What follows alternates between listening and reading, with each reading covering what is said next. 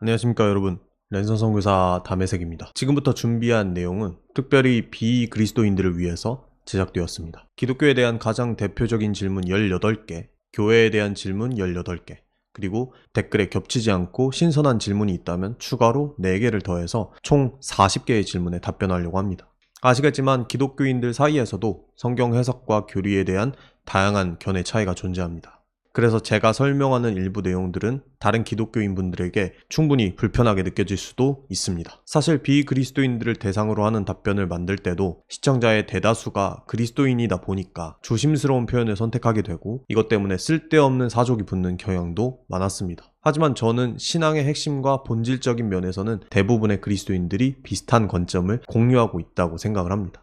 저는 목사도 아니고 특정 교단에 소속되어 있는 사람도 아니고 기독교로 생계를 유지하는 사람도 아닙니다. 여러분처럼 그냥 일하면서 살아가는 평범한 사람인데요. 단지 10년 동안 유튜브를 통해서 기독교를 설명하는 일을 해왔을 뿐입니다. 그래서 이번에는 특별히 눈치 보지 않고 솔직하게 이야기하고자 합니다. 그리스도인들이 이러한 접근 방식을 충분히 이해해 줄 거라고 믿고 비그리스도인만 이 영상을 보는 것처럼 가정한 답변을 드리도록 하겠습니다. 각각의 질문은 사실 길게 이야기하자면 몇 날 며칠을 얘기해도 부족해요. 하지만 기독교인이 아닌 분들한테 신나서 막 몇 시간 동안 떠들어봤자 그 먼 소리를 듣기 십상이겠죠. 자, 오늘은 첫 9가지 질문을 다뤄보겠습니다. 여러분이 원하는 질문은 아래 재생바, 그 타임라인에서 찾으시면 됩니다. 내용이 이어지지는 않지만 정말 특별한 이유가 아니라면 순서대로 들어주시는 편이 훨씬 유익할 겁니다. 자, 지금부터 시작합니다. 첫 번째 질문. 신을 믿는다는 게 정확히 무슨 뜻인가? 자, 우선 신을 정의하고 갈 필요가 있을 것 같습니다. 민족 문화 대백과에는 초인간적 또는 초자연적 힘을 지닌 신앙 대상을 의미하는 신이라고 되어 있습니다. 이게 일반적인 의미의 신인데요. 기독교인이 말하는 신은 좀 더 세부적이죠. 이스라엘 민족이 섬기던 여호와라고 불리는 신이자 로마 제국 시대에 이르러서는 예수라는 한 인물을 통해서 전 세계에 드러난 신입니다. 제가 지금부터 신이라고 말한다면 넓은 개념을 말하는 것이고 하나님이라고 말한다면 기독교의 신을 말하는 겁니다. 그렇다면 믿는다는 말도 정의를 해봐야겠죠. 기독교인과 기독교인이 아닌 사람들은 신을 믿는다라는 말을 전혀 다른 의미로 쓰고 있는 경우가 대부분입니다. 이게 무슨 소리냐? 우선 믿는다는 말에는 최소 2가지의 의미가 있는데요. 첫째로 어떤 사실 유무에 대한 믿음이 있습니다. 누군가가 너 외계인 믿어? 이렇게 물어보면 그건 외계인이 존재한다고 믿느냐는 뜻입니다. 그런데 이런 질문을 할 수도 있죠. 야, 너 여자친구 믿어? 이건 그 사람에 대한 인격적인 신뢰를 묻는 말입니다. 이처럼 믿음이라는 단어는 첫째로 사실 유무에 대한 믿음과 둘째로 인격에 대한 신뢰라는 2가지의 의미가 있습니다. 기독교인이 아닌 분들은 보통 기독교 신앙이 특정 교리나 신의 존재에 대한 믿음이라고 생각을 합니다. 기독교인이 나 하나님 믿어 라고 말할 때 나는 하나님이 존재한다고 믿어 라는 뜻으로 생각한다는 겁니다. 실제로는 그렇지 않습니다. 기독교인은 이 말을 나는 우리 엄마를 믿어 라고 말할 때와 똑같은 방식으로 씁니다. 우리 엄마는 선해, 공평해, 나를 배신하지 않고 나를 버리지도 않을 거야. 그리고 약속한 게 있으면 지킬 거야. 여기서 엄마를 하나님으로 바꾸면 나는 하나님을 믿어 라는 말의 의미가 되는 겁니다. 정말 그런 건가 혼란이 오시는 분들도 있을 겁니다. 그렇다면 성경엔 뭐라고 써 있을까요? 기독교의 핵심 경전에는 구약과 신약 성경이 있는데요. 믿음이라는 단어는 구약에서는 딱 3번, 신약에서는 230번이 쓰였습니다. 그런데 이 신약의 구절들을 다 살펴보면 거의 대부분의 경우에는 인격적 신뢰에 대한 믿음을 말하고 있습니다. 오히려 단순한 지적 동의에 대해서는 비판을 할 때가 많아요. 예를 들어서 삶의 모습이 변하지 않고 종교적 지식으로만 믿는 사람들을 예수는 이렇게 일갈합니다. 나한테 주님 주님 하는 자마다 천국에 가는 게 아니다. 하나님의 뜻대로 행해야만 갈 수 있다. 또 하나 살펴볼까요? 야고보서에는 이런 말도 있습니다. 응, 네가 하나님이 한 분인 거 알아? 잘했네. 근데 그거 악마들도 알아. 이것과 반대로 신약에 등장하는 믿음이라는 단어를 신뢰로 바꿔서 읽으면 비종교인들도 훨씬 이해하기가 수월해지는 마법이 발생합니다. 궁금하시면 한번 읽을 때 찾아서 해보세요. 자, 이제 인격적 신뢰의 가장 큰 특징을 말씀드리고 싶은데요. 사실 유무에 대한 믿음과는 반대로 신뢰라는 것은 증거 없이 할수록 좋습니다. 예를 하나만 들어볼게요. 어떤 과학자 남편이 있는데 자기 아내를 믿기 위해 배신 확률을 철저히 계산해서 논문을 발표했다고 쳐봅시다. 그리고 이 논문이 피어 리뷰를 통과하기 전까지는 아내를 믿을 수 없다. 이러면서 돌연 별거를 선언하는 겁니다. 이 사람은 과연 훌륭한 자세를 갖춘 과학자일까요? 아니면 미친 사람일까요? 모르긴 몰라도 이 아내가 당장 도망쳐야 된다는 사실은 확실할 겁니다. 혹시 오해를 하실까봐 덧붙이자면 남녀를 바꾸고 직업을 다른 걸로 바꿔도 똑같이 적용되는 말입니다. 이제 우리는 광신도적으로 보였던 기독교인들의 언행을 조금은 이해해 볼 수 있을 겁니다. 비록 지금 상황이 너무 힘들지만 나는 무조건 주님만을 믿겠다. 이 말은 비이성적이고 고집적인 선언으로 들릴 수 있지만 사실 아닙니다. 이런 말들이랑 똑같은 거예요. 비록 지금은 우리 사이가 좀 멀어졌지만 그래도 난 내 아내를 믿어. 혹은 비록 지금은 내 속을 좀 썩이지만 그래도 엄마는 아들 믿어. 그러니까 기독교인들이 말하는 소위 믿음 좋다라는 거는 어떤 합리적인 근거를 봐도 몰랑 안 들려 하면서 기독교 교리에 굳건히 동의하는 그런 상태가 아니고요. 비록 회의감이 들고 잘 안 믿겨지는 상황이 오더라도 지금까지 하나님이랑 함께 해온 시간들을 근거로 일종의 의리를 발휘하는 겁니다. 자, 그렇다면 이렇게 물어볼 수도 있습니다. 아니, 엄마나 아내는 내 눈에 보이니까 신뢰 가능한 거고 없는 대상을 어떻게 신뢰해? 자, 맞는 말이죠. 일단 하나님을 신뢰하는 단계에 간 사람들은 어떤 방식으로든 신의 존재라는 물음을 해결한 사람들입니다. 어렸을 때부터 믿었든 삶의 의미에 대해서 고민하다가 믿었든 교회 다니는 어떤 사람이 너무 잘해줘서 믿었든 신기한 경험을 해서 믿었든 죽다 살아난 경험을 해서 믿었든 아니면 신의 존재에 대해서 철학적으로 논증을 해보고 스스로 설득했든 어쨌든 믿은 거예요. 이 단계 이후에도 신의 존재를 가끔 회의하는 사람들이 있긴 하지만 기본적으로 신이 존재하냐 안 하냐 이거는 기독교인들의 주된 질문은 아닙니다. 오히려 하나님이 정말 선한 분이 맞는가? 나를 신경 쓰시는가? 혹은 저 친구는 신경 쓰시는가? 혹시 버린 건 아닌가? 이런 것들이 주로 묻는 회의적인 질문들입니다. 그리고 교회에서는 이런 회의감을 믿음으로 이겨내는 것이 미덕이라고 여겨지죠. 신뢰라는 거는 증거가 없을수록 빛을 발하는 거니까요. 기독교인이 어떤 생각을 갖고 있는지 한번 이해해 보시는 것도 좋겠다는 생각에 여기까지 말씀을 드렸습니다. 그래도 비종교인에게는 신의 존재 유무가 더 중요한 질문이겠죠. 그래서 다음 질문을 준비했습니다. 한번 넘어가 볼게요. 자, 두 번째 질문. 신이 존재한다는 증거가 있는가? 이 질문을 하는 많은 분들이 눈에 보이는 확실한 과학적 증거를 요구하는 것 같습니다. 단도직입적으로 말을 하면 신의 존재에 대한 그런 식의 증거는 없습니다. 만약 그런 게 있었으면 세상의 모든 종교 논쟁은 이미 끝났겠죠. 여기서 제가 덧붙일 말을 이미 예측한 분도 있을 겁니다. 하지만 신이 존재하지 않는다는 증거도 없다. 더 똑똑한 분들은 이렇게 반박까지 가지고 계시겠죠. 또 그 소리야? 입증 책임은 있다고 말하는 사람한테만 있는 거야. 없다는 증거를 어떻게 되냐? 저는 이렇게 반박하는 분들이 이 문제를 마치 법정 재판처럼 생각을 하시는 것 같다는 생각을 합니다. 법정에서 증거를 제시할 때는 따로 없음의 증거를 대지 않아도 됩니다. 이미 무죄 추정의 원칙이 있으니까요.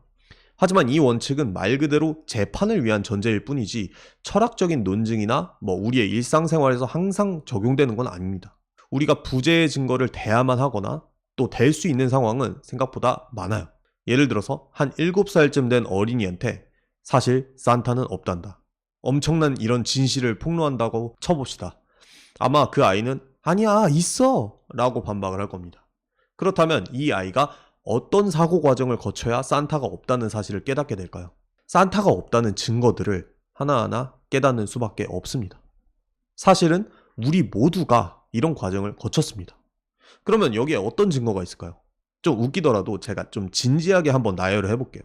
크리스마스 이브날 산타를 태우고 음속으로 하늘을 날아다니는 썰매를 목격한 사람이 한 명도 없다는 사실. 굴뚝에서 몰래 내려오려던 산타의 모습을 발견한 집이 하나도 없다는 사실. 심지어 굴뚝이 없는 아파트에도 선물이 도착해 있다는 사실. 이런 사실들이 있겠죠. 이런 것들을 아이들은 커가면서 자연스럽게 깨닫게 됩니다. 이것들이 뭐냐면요. 만약 산타가 존재했다면 있었어야 할 증거들입니다. 그런 게 발견된 적이 없다는 사실은 산타의 부재에 대한 좋은 증거가 됩니다. 여기서 제가 산타를 공룡으로 바꿔도 마찬가지입니다. 만약 누군가가 지금 이 지구상에 공룡이 아직 살아있다, 박물관이 살아있다 이런 주장을 펼친다면 당장이라도 반박이 될 겁니다. 많은 부재의 증거를 통해서 말이죠. 불을 뿜는 투명 드래곤이 내 차고에 있다. 투명 드래곤은 볼 수만 없을 뿐 만져볼 수도 있고 불의 열기를 느낄 수도 있습니다. 해리포터가 투명 망토를 입었어도 발각될까봐 몰래 다니죠. 나르는 스파게티 괴물은 어떨까요? 만약 존재한다면 보고 만지고 먹을 수도 있는 물리적인 존재죠. 꽤 맛있을 겁니다. 태양 주위를 들고 있는 찻주전자는 어떨까요? 만약 그런 게 있었다면 우리는 이미 지구에서 그런 걸 쏘았다는 뉴스를 듣고도 남았을 겁니다. 자, 이 모든 것들은 신을 반론하기 위한 유명한 패러디들입니다. 그런데 이것들은 과학적으로 부재를 증명할 수 있는 물리적인 것들이에요. 아이러니하게도 자신의 책인 만들어진 신의 이 모든 패러디를 모아서 정리를 했던 리처드 도킨스는 다른 책에서 6살짜리 조카에게 산타가 없다고 입증해준 일화를 자랑스럽게 써놓기도 했습니다. 산타가 크리스마스 이브 하루 동안 전 세계 어린이들에게 선물을 돌린다면 그 썰매가 내는 소닉붐 소리에 넌 잠도 못 잘 거다. 참 멋진 부재의 증거죠. 오해하지 마세요. 저는 무신론자들이 신을 믿지 않기 위해서 부재의 증거를 제시해야만 한다고 말하는 게 아닙니다. 다만 통설과는 다르게 신은 증명도 반증도 필요하지 않은 존재라고 말하고 싶을 뿐입니다. 좀 자세히 얘기하자면 물리적인 세계를 초월해 있는 신은 애초에 과학이 검증할 수 있는 범위 안에 있질 않아요. 그래서 아무리 과학이 발달해도 검증을 못하는 겁니다. 야, 그거 너무 치트키 아니야? 네, 치트키 맞습니다. 근데 우리는 이런 대상을 하나 더 알고 있어요. 심지어 누구나 존재한다고 믿는 대상입니다. 바로 나 말고 다른 사람의 마음입니다. 이게 무슨 소리일까요? 과학이 아무리 발전을 해도 다른 사람들이 나처럼 내적인 정신세계, 즉 1인칭 시점의 마음을 갖고 있다는 사실을 증명할 수는 없습니다. 한번 잘 생각해 보세요. 그런 증거가 있는지. 여러분이 지금 보고 계신 제가 사실은 인간처럼 행동하는 생체 기계일 수도 있잖아요. MRI를 찍어서 저의 뇌 활동을 관찰한다 해도 그게 정말 제가 마음이 있다는 증거는 아닙니다. 우린 그냥 다른 사람한테도 나처럼 마음이 있다고 믿을 뿐이에요. 하지만 그렇게 믿는 편이 나 혼자만 마음이 있다고 믿는 것보다는 더 이치에 맞고 세상을 올바르게 바라볼 수 있도록 도와줍니다. 미국의 철학 학회장을 맡은 적이 있는 철학자 알빈 플란팅가는 타인에게 정신이 있다는 믿음을 정당화된 믿음이라고 불렀습니다. 과학적으로 증명할 필요도 없고 반증할 필요도 없기 때문입니다. 과학은 애초에 이런 철학적인 문제에 답을 할 수가 없다는 겁니다. 그렇다고 과학이 부족한 학문인 건 아니겠죠. 손을 쓰지 못한다고 축구가 농구보다 부족한 스포츠는 아닙니다. 그냥 분야가 다른 거예요. 앞서 말했듯이 신의 존재도 타인의 마음과 거의 흡사합니다. 과학적으로 다룰 수도 없고 따로 증명할 필요도 부정할 필요도 없는 믿음입니다. 그래서 플란팅가는 신의 존재에 대한 믿음도 동일하게 정당화된 믿음이라고 불렀습니다. 어떤 사람들은 신이 있다고 믿는 편이 이 세상의 원리들을 이해하는 데 있어서 훨씬 더 합리적이고 편안하다고 느낍니다. 세상에는 쉽게 대답하기 힘든 깊은 질문들이 많이 있죠.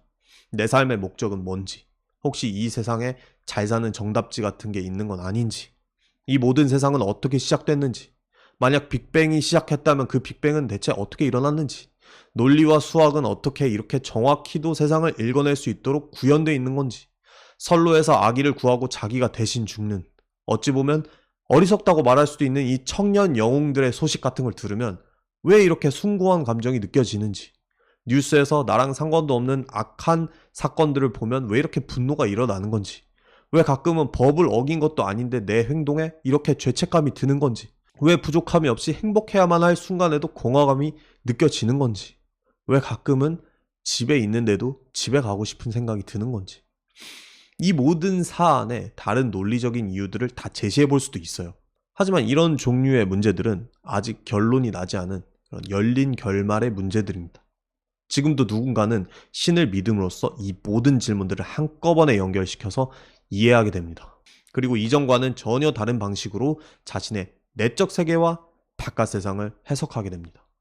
물론 이렇게 말을 할 수도 있어요. 모른다는 건 그냥 아직 모른다고 해야지. 다 신 때문에 이게 됐다라고 말하는 건 너무 게으른 태도 아니야?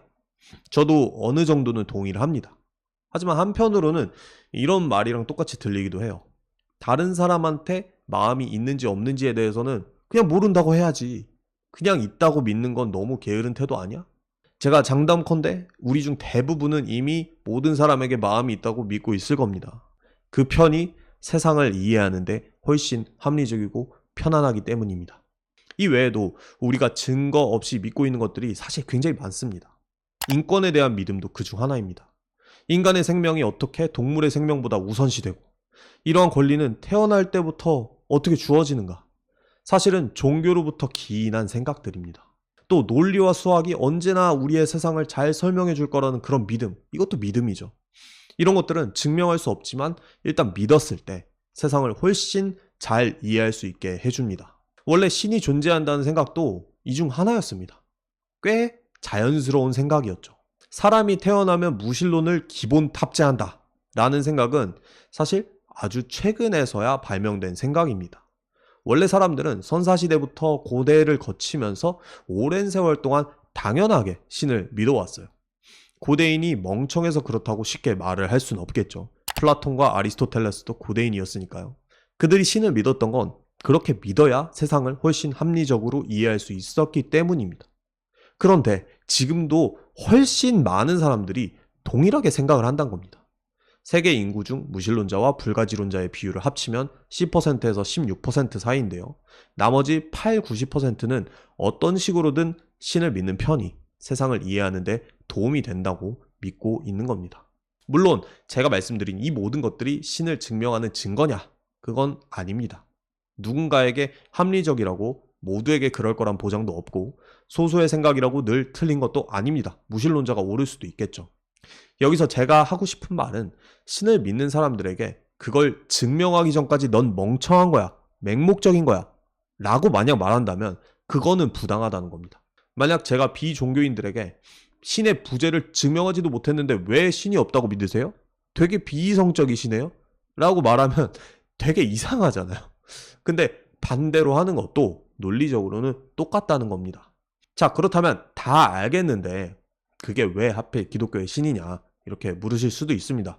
정말 타당한 질문이죠. 이에 대해서 답하기 전에 저는 종교라는 것 자체에 대한 여러 가지 유명한 질문들을 살펴보고 그 후에 차근차근 기독교 교리로 들어가도록 하겠습니다. 자, 세 번째 질문. 종교란 그저 정치적인 지배를 목적으로 만들어진 게 아닌가? 질문에 답변부터 하자면은 맞기도 하고 아니기도 합니다. 세상에 존재하는 수많은 종교 중에는 분명 지배를 위해 만들어진 종교도 있을 겁니다. 제가 모든 종교를 알지도 못하고 대변하지도 못하지만 한 가지 분명한 팩트는 있습니다. 현재 우리가 잘 아는 메이저 종교들은 지배를 위해 만들어지기는커녕 오히려 기득권에 맞서는 과정에서 형성된 경우가 대부분이란 점입니다. 자, 뉴욕에 9.11 테러가 벌어졌을 때 리처드 도킨스를 필두로 전투적 무신론자를 자처하는 사람들이 등장을 했습니다. 단순히 신을 믿지 않는 걸 넘어서 모든 종교는 악의 근원이다 라고 외치면서 종교 타파를 주장한 사람들이었죠. 근데 생각해보세요. 쌍둥이 빌딩에 돌진했던 한 근본주의 이슬람 테러리스트와 깊은 산속의 절에서 그 순간 열심히 수행 중이던 한 스님, 그리고 그 순간 아프리카 오지에 우물을 파주던 성직자, 이들 사이에 대체 무슨 공통점이 있겠습니까? 애초에 이들을 종교인이라는 한 단어로 묶을 수 있는 걸까요? 얼마 전에 제가 한 유명 개그 유튜버에서 너드악 개론이라는 컨텐츠를 봤습니다. 스스로 찐따나 너드라고 자학하던 개그맨들이 강의 중에 이런 말을 합니다. 인싸들은 양지에 있는 사람들을 세세하게 구분하지만 음지에 있는 우리들을 하나로 뭉뚱그려서 동일하게 취급한다고요. 사실 찐따, 너드, 오타쿠 다 다른데 그냥 아싸라는 말로 묶어버린다는 거죠. 비록 이게 개그였지만 자신에게 관심 없는 부류를 대하는 우리의 태도에 대해 전곡을 찌른 것 같다는 생각이 들었습니다. 종교라는 개념이 있고 거기서 각 종교가 탄생을 한 게 아닙니다. 이미 선사시대부터 아주 많은 종교가 있었고 그 종교들을 하나로 부르기 위해서 창작해낸 개념이 종교입니다. 우리는 한국인은 이렇다. 한국인은 냄비 근성이 있다. 한국인은 한이 많다. 한국인은 마늘을 좋아한다. 이런 말을 하기를 좋아하죠. 분명히 한국인이라는 단어는 우리들의 보편적인 특징을 묘사해주는 데 유용하지만 엄밀히 따지면 이 말은 단 한 명의 한국인조차 제대로 담지 못하는 단어예요. 늘 예외가 있고 겹치지 않은 부분들이 있으니까요.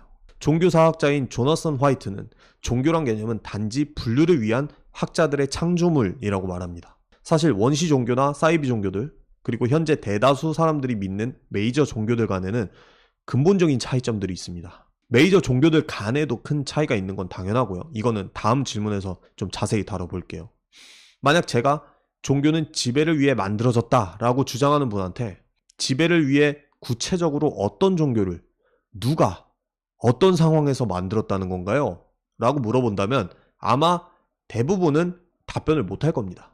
한 번도 깊이 생각해 본 적이 없는 경우가 아마 대부분이겠죠. 그렇다면 종교를 어떻게 구별해야 될까요? 만약 종교가 지배를 위해 만들어진 게 아니냐는 질문을 던지려면은 지배를 목적으로 만들어진 종교와 지배를 위해 악용된 종교를 구분해야만 합니다. 지배를 위해 만들어진 구체적인 사례를 찾는 건 굉장히 어려워요. 그런데 지배를 위해 악용된 케이스는 아주 흔하게 볼 수 있습니다. 중세 유럽의 가톨릭 교회나 조선의 성리학 통치 체제, 이런 것들이 좋은 예시일 겁니다. 하지만 지배가 각 종교의 본질인 건 아닙니다. 지배자들이 권력을 견고히 하기 위해서 종교의 본질을 왜곡하고 변질시해왔을 뿐입니다. 사실 사람은 종교뿐 아니라 거의 모든 손닿는 것을 타락시켜왔죠. 사회를 이롭게 해야 할 정치 이념으로 끔찍한 전쟁을 일으켰고, 인류의 발전을 도와야 할 과학으로 핵무기를 만들었죠. 종교 역시 때로는 사람들의 욕심을 채우는 도구로 전락해왔습니다. 하지만 전쟁과 핵무기가 과학의 본질이 아니듯 지배와 폭력도 종교의 본질이 아닙니다. 메이저 종교의 창시자들은 기득권 강화보다는 오히려 이를 비판하거나 초월하려는 태도를 보였습니다.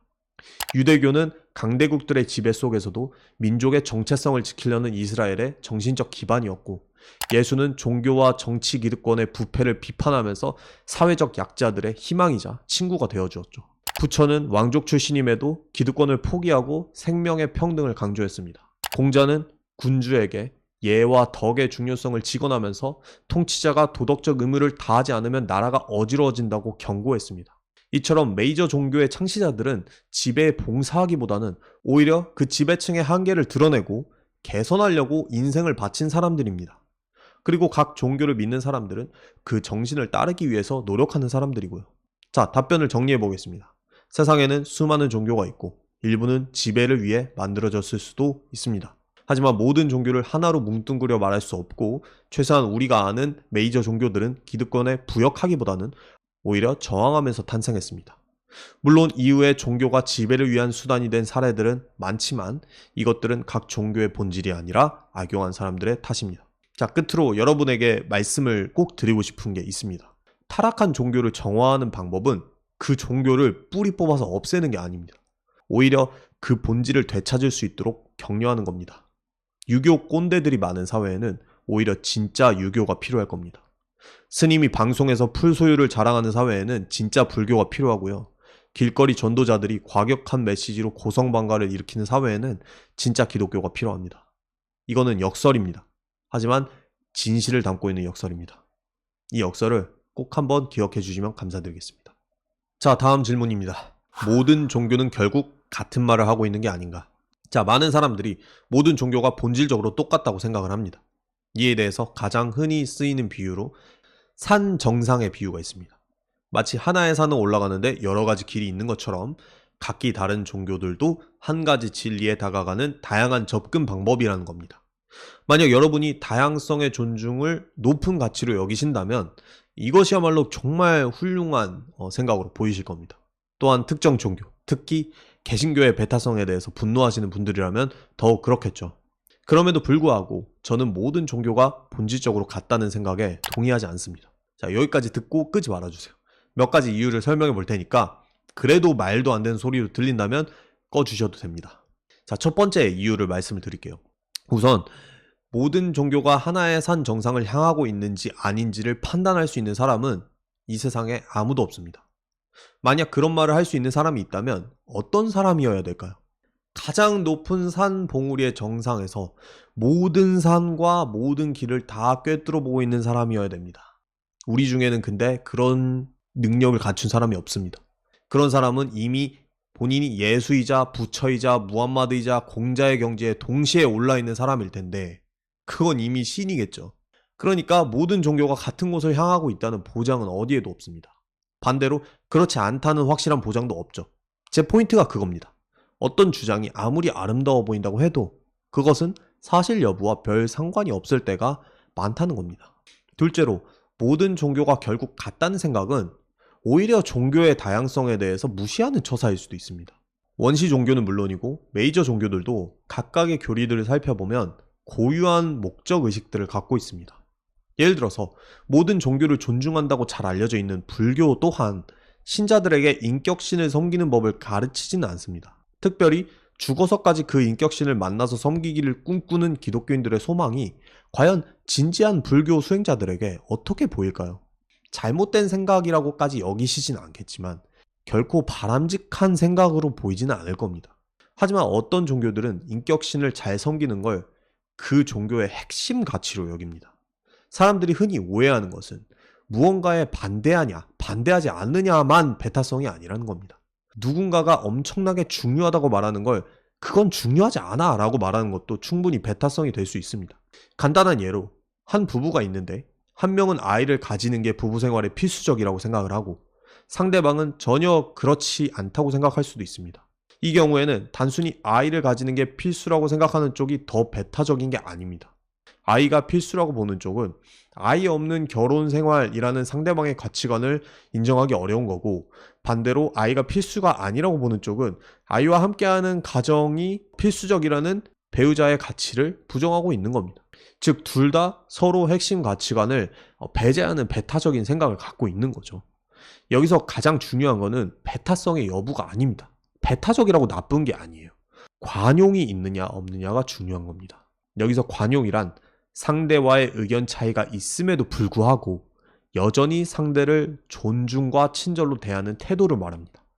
이 부부의 경우에는 결혼 전에 두 사람 사이에 어떤 대화가 오갔는지, 또 어떤 방식으로 의견 차이를 좁히고 설득하려고 하는지, 이런 것들을 고려해보면 누가 더 관용적인지를 충분히 알아차릴 수 있을 겁니다. 어떤 의견을 갖고 있는지와는 전혀 상관이 없습니다. 둘 중 누구라도 더 관용적인 사람이 될 수 있다는 겁니다. 결국 태도의 문제입니다. 마지막으로 저는 사람들이 특정 종교를 싫어하는 가장 큰 이유가 배타적인 교리 때문이라고 생각하지 않습니다. 물론 많은 분들이 개신교에 대해 품고 있는 분노, 혐오감 100번 이해합니다. 사실 교회를 평생 다닌 저 같은 사람이 개신교인들의 어그러진 모습을 훨씬 잘 알 겁니다. 많이 봤으니까요. 하지만 저는 개신교가 욕먹는 가장 큰 이유가 교리의 배타성 때문이라고 보진 않습니다. 저는 여기서 비판자들조차 자신들이 싫어하는 이유를 좀 잘못 생각하고 있다는 과감한 주장을 해볼 겁니다. 자, 우선 이미지가 훨씬 좋은 천주교도 개신교와 거의 비슷한 구원론을 갖고 있습니다. 제2차 바티칸 공의회 이후에도 천주교의 기본 교리는 그리스도와 가톨릭 교회 밖에는 구원이 없다입니다. 그들이 구원의 가능성을 열어둔 거는 살면서 복음을 한 번도 들어보지 못한 사람들 뿐입니다. 제 말을 못 믿겠으면 직접 가톨릭 교리 문서들을 찾아보셔도 좋습니다. 개신교가 한국에서 유독 욕을 먹는 진짜 이유는 배타성이 아니라 관용 없음 때문입니다. 이 부분에서 개신교는 정말 많은 실수들을 저질렀죠. 불상을 가서 부순다거나 스님의 머리에 안수기도를 한다는 그런 몰상식한 짓들을 저질렀죠. 반대로 천주교의 이미지가 훨씬 좋은 이유는 훨씬 관용적인 모습들을 많이 보였기 때문입니다. 제가 지금 살고 있는 미국에서는 천주교의 이미지가 한국의 개신교 이미지와 굉장히 비슷합니다. 저는 미국인 무신론자들에게 가톨릭 교회는 부패와 비리의 온상이라는 식의 비판을 종종 들어왔습니다. 과연 미국의 천주교가 더 배타적인 교리를 갖고 있기 때문에 그런 걸까요? 천주교는 바티칸이 교리를 중앙에서 통제하기 때문에 미국이든 한국이든 내용에는 별 차이가 없습니다. 그렇다면 대체 무슨 차이일까요? 미국의 천주교 신자들이 한국의 경우보다 훨씬 많은 범죄와 관용 없는 모습을 보여왔기 때문입니다. 스포트라이트라는 영화를 보신 분들은 대충 무슨 말인지 감이 오실 겁니다. 한국인들 중에서 이스라엘에 살고 있는 근본주의 유대교인들의 배타성에 분노한 사람들이 몇이나 있을까요? 그들은 자기들의 혈통 말고는 결국 모두 멸망할 거라고 생각을 합니다. 하지만 우린 그 사실에 분노를 하긴커녕 관심조차 없습니다. 유대교인이 관용 없이 행동하는 실제 사례를 우리가 두 눈으로 볼 기회가 거의 없기 때문이에요. 하지만 이스라엘에 살면서 그런 모습을 볼 기회가 많았던 사람이라면 어떨까요? 느끼는 감정이 꽤 다를 겁니다. 자, 우리 중에서 마틴 루터킹 목사님이나 이태석 신부님 같은 분들이 어떤 교리를 믿었을지를 궁금해하는 사람들이 얼마나 있을까요? 그 정도의 하이레벨 관용 앞에서는 무슨 교리를 믿고 있느냐의 여부는 사실상 무의미해져 버립니다. 우리를 정말 화나게 하는 모습은 관용 없는 거지 배타성 그 자체가 아닙니다. 반대로 몇몇 개신교인들은 사람들이 자신들의 생각에 배타적이라는 이유로 화를 냅니다. 진짜 어이없으시겠지만 사실입니다. 당연히 이것도 부적절한 태도라고 봅니다. 우리는 원래 사람들이 서로에게 배타적인 생각을 갖고 있다는 걸 일단 인정하는 데부터 출발을 해야 돼요. 자, 모든 종교가 결국 하나의 종착역으로 향한다라는 담론은 사실 서구권에서 20세기에 반짝 유행했던 이론입니다. 학문적으로는 거의 수명이 다한 주장이죠. 근데 대중적 레벨에서는 굉장히 인기 있는 주장입니다. 하나의 종착역이 있다라는 말까지는 좋은데 과연 그 종착역이 뭔가에 대해서 종교들은 서로 다른 이야기를 합니다. 만약 누군가가 모든 종교의 본질은 그저 사랑하는 거 아니야? 라고 얘기한다면 그건 그냥 그 사람이 생각하는 종교의 본질인 거지 실제로 모든 종교가 동의하는 내용이 아니라는 겁니다.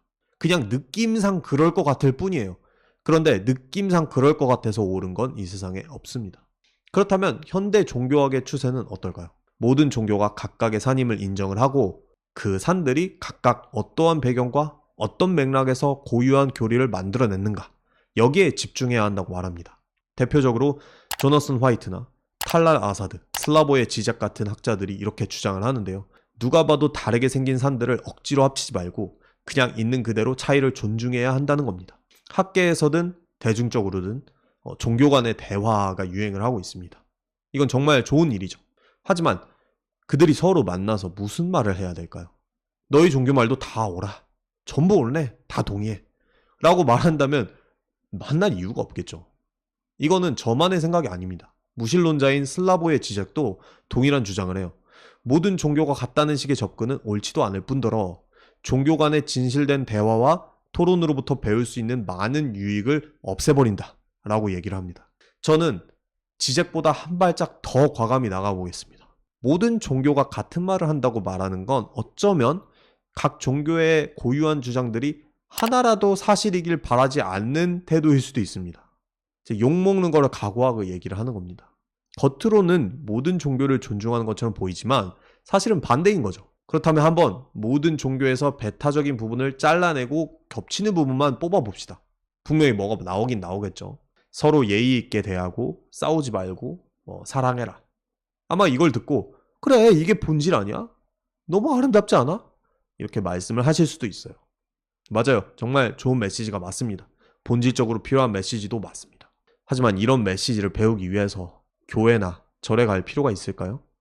이거는 사실 유치원에서 배울 수 있는 내용입니다. 만약 어떤 단체에서 체스와 장기의 규칙을 하나로 통합시킨다고 쳐봅시다. 그리고 그 동기는 마인드 게임을 통합함으로써 동서양의 화합을 이루는 거다. 이렇게 쳐볼게요. 자, 모두를 만족시킬 만한 규칙을 만든다는 명목으로 장기와 체스에서 공통된 말을 제외하고 전부 제외시키면 어떻게 될까요? 각 게임에 무엇이 남을까요? 킹과 왕, 그리고 가장 기본적인 말인 폰과 졸 정도가 남을 겁니다. 통합을 이뤄낸 이 단체 대표가 이렇게 말하는 겁니다. 결국 마인드 게임의 본질은 약한 말을 사용해서 왕을 잡는 거 아니야? 그래요. 이게 본질은 맞죠. 하지만 정말 이것이 체스와 장기 플레이어들을 위한 규칙 개정이라고 말할 수 있을까요? 퀸과 룩, 나이트, 포, 차, 마 이런 것들이야말로 각 게임의 깊이와 재미를 주는 필수 요소들입니다. 화합을 위한다는 마음은 너무 아름다울 수 있겠지만 결국 본질 추구라는 이유로 그 둘의 재미가 전부 죽어버리는 겁니다. 체스나 장기가 익숙하지 않으시다면 한번 롤과 도타, 스타와 스타2 이런 식으로 통합한다고 한번 상상을 해보시면 쉬울 겁니다. 저는 모든 종교가 같다고 말을 하기보다는 여러 종교들의 고유성을 충분히 존중하고 싶습니다. 단순히 모든 것에 동의하는 것보다는 서로 다른 점이 있어도 존중을 하는 게 더 높은 수준의 관용이기 때문입니다. 예수께서는 마태복음 5장에서 그 유명한 원수를 사랑하라 라는 가르침을 줬습니다. 그런데 더 중요한 건 거기에 덧붙여진 말들입니다. 어떻게 말하냐면요. 이미 사랑하는 사람만 사랑하는 건 매국노도 할 수 있는 일이야. 형제들에게만 안부를 묻는 건 이교도들도 하는 일이야. 라고 말합니다.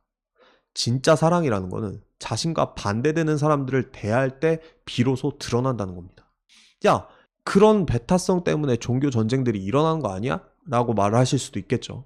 하지만 이 말은 마치 원자력 공학 때문에 원자폭탄이 터진 거 아니야? 라는 말처럼 들려요. 배타성은 절대 악이 아닙니다. 인류의 전체 역사에서 배타성이 이렇게까지 나쁜 걸로 여겨진 거는 채 100년이 안 됐어요.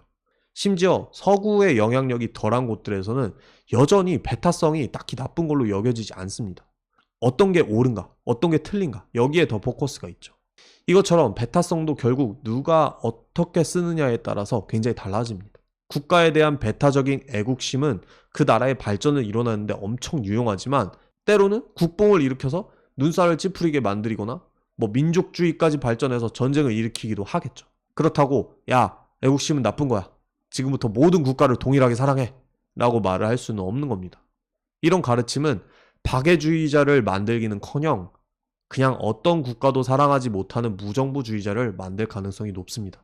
안중근 의사나 이순신 장군 같은 분들이 일본을 동일하게 존중하고 사랑했다면 어떤 일이 일어났을까요? 지금 한국이란 나라는 없을지도 모릅니다. 종교도 마찬가지입니다. 현재도 종교들이 살아있는 이유는 각 종교를 특별히 사랑하고 연구하고 그 정신을 특별히 실천한 사람들이 있었기 때문입니다. 이것들을 모두 하나로 합치려는 시도는 결국 모든 종교를 죽이는 일이 될 겁니다. 애국심을 삭제할 수가 없듯 종교의 배타성도 완전히 삭제할 수 없습니다. 오히려 고유한 배타성을 존중하되 서로의 차이를 인정하고 평화를 도모할 수 있도록 도와줘야 합니다. 우리의 흔한 오해들과는 달리 평화의 씨앗은 이미 각 종교의 내용 안에 충분히 존재하니까요. 자, 여기에 이어지는 다음 질문입니다. 종교 하나를 택하려면 우선 모든 종교를 알아야 되는 게 아닌가? 제가 실제로 라이브 스트리밍 중에 받았던 질문이기도 합니다. 첫 번째로 말하고 싶은 건 모든 종교를 알아보는 것은 불가능하다는 겁니다. 세상에는 너무나 많은 종교가 존재하고 그 모든 종교를 과학적으로 실험해 볼 수 있는 방법도 없고 각 종교의 최고 수행자가 가본 길만큼 가볼 수도 없습니다. 겉핥기는 할 수 있겠죠. 그런데 대부분의 사람들은 사실 살면서 단 한 종교의 깊이를 전부 체험해 보기도 벅찹니다. 하지만 이것이 곧 어떤 종교를 하나 택할 수 없다는 뜻은 아닙니다. 우리는 살면서 많은 선택을 내리죠. 작게는 어떤 카페에 갈지, 어떤 영화를 볼지, 크게는 직업, 배우자, 지지, 정당, 앞으로의 삶의 가치관 이런 것까지도 다 완벽히 알아보기 전에 선택을 합니다. 지식도 그래요. 우리가 교과서에서 배운 수많은 역사와 철학, 윤리에 대한 주장들이 사실 100% 확신하진 않습니다. 아주 어렸을 때는 혀의 맛 부위에 따라서 다른 맛을 느낀다고 배웠습니다. 그런데 나중에는 그게 아니라고 밝혀졌죠. 식물에 욕을 하면 잘 못 자란다고 배웠어요. 근데 나중엔 이게 유사과학이라는 게 밝혀졌습니다. 이런 극단적 예시들이 아니더라도 우리가 교과서에서 배운 것들 중 상당수는 사실 반론의 여지가 있습니다. 하지만 우리는 대부분 그걸 검증하지 않고 받아들였습니다. 만약 해당 분야의 대학이나 대학원에 진학을 한다면 그런 반론들에 대해서 더 알게 되겠죠. 그리고 교과서에서 배운 게 전부는 아니란 사실도 깨닫게 될 겁니다. 하지만 그런 사람도 여전히 다른 분야에 대해서는 권위에 의해서 그냥 받아들이고 믿을 뿐입니다. 종교학이나 신학도 마찬가지예요. 어릴 적에 교회에서 당연하게 배우고 믿었던 교리들도 사실 조금만 신학을 공부해보면 정말 많은 반론이 있다는 걸 알게 됩니다. 그렇지만 완벽히 검증해보기 전에 이 모든 생각들을 보류해야 된다는 건 아닙니다. 실제로 그런 식으로 살 수 있는 사람은 아무도 없을 겁니다.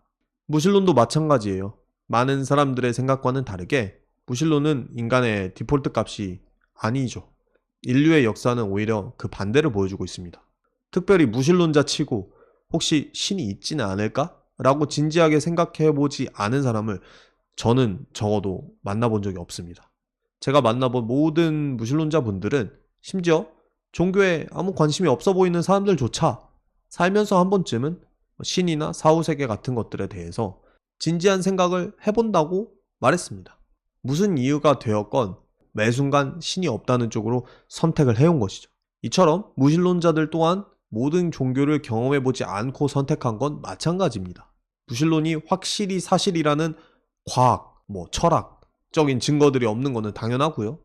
무신론자는 아무것도 택하지 않아서가 아니라 매 순간 무신론을 택했기 때문에 무신론자인 겁니다. 기독교를 선택하는 일도 이와 마찬가지겠죠. 저는 다른 종교가 옳은 게 아닐까? 아니면 신은 아예 존재하지 않는 게 아닐까? 라는 생각을 한 번도 해보지 않은 기독교인은 거의 만나본 적이 없습니다. 하지만 의심에도 불구하고 믿기로 선택해온 것이고 이건 사람에게 있어서 별로 이상한 일이 아닙니다. 만약 지식이 너무 많아서 모든 메이저 종교에 대한 전반적인 지식과 서로 간의 반론을 연구할 수 있다고 쳐볼게요. 비교 종교학이라는 학문이 이런 비슷한 일을 하죠. 만약 이 학문의 최고 권위자가 무신론자라고 가정을 해볼게요. 당연히 그분은 기독교인인 저보다 훨씬 학문적으로 기독교를 잘 알 겁니다. 하지만 정말 모든 측면에서 저보다 기독교를 잘 안다고 말할 수 있을까요? 보통 종교가 없는 사람이 종교에 대해 말할 때 더 객관적이라고 느낍니다. 왜 그렇게 생각하시는지는 충분히 이해를 합니다. 종교인들은 아무래도 좀 치우쳐 있을 거라고 생각이 드니까요. 마치 서양인 연구자가 한국과 일본의 갈등에 대해서 말할 때 더 객관적이라고 느껴지는 것과 마찬가지겠죠. 하지만 세상에는 경험해보지 못하면 모르는 것들도 많이 있습니다. 만약 시중에 나온 모든 연애 이론을 완벽히 마스터한 모태솔로가 있다고 쳐봅시다. 이 사람은 아무 지식 없이 10년 동안 여러 명과 연애한 사람보다 훨씬 효율적인 연애 비결을 알고 있을 겁니다. 만약 여러분이 둘 중 한 명한테 연애 조언을 얻는다면 누구한테 얻고 싶으신가요? 아마 대부분의 사람들은 후자에게 얻고 싶겠죠. 근데 연애 마스터 모태솔로를 선택할 사람도 있을 겁니다. 저는 둘 다 잘못된 선택이 아니라고 생각합니다. 얻을 수 있는 지식의 분야가 전혀 다를 테니까요.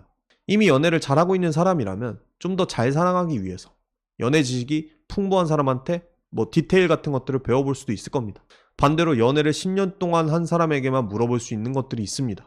종교도 마찬가지란 겁니다. 종교 전문가만이 지닌 지식이 있겠지만 실제 종교인들만이 소유한 지식도 있습니다. 저는 어떤 것을 선택할 때 귀추법이라는 방식을 사용하길 좋아합니다. 이건 과학에서도 종종 사용하는 방식인데요. 우선 가장 적합해 보이는 가설을 하나 선택해서 그것이 최선의 설명인지를 검증해 보는 겁니다. 저는 선택권 없이 기독교 가정에서 태어났고 그래서 기독교로 시작했습니다. 충분히 이걸 인정하는 바입니다.